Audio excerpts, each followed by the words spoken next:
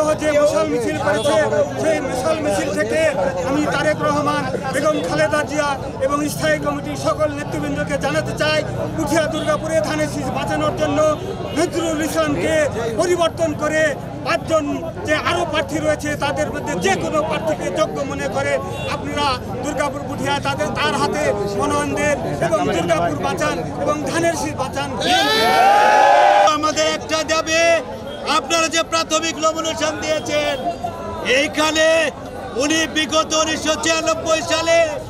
ধানের শীষের শুধু বিরুদ্ধে যাননি,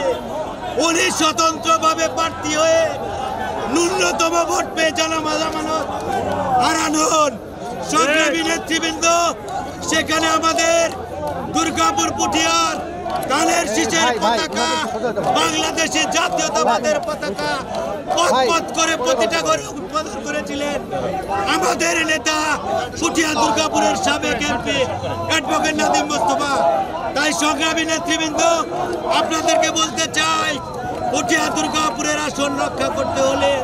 সকল প্রার্থীকে নিয়ে আবারও আপনারা ঢাকায় বসে একটি যোগ্য সিদ্ধান্ত নিয়ে আসুন।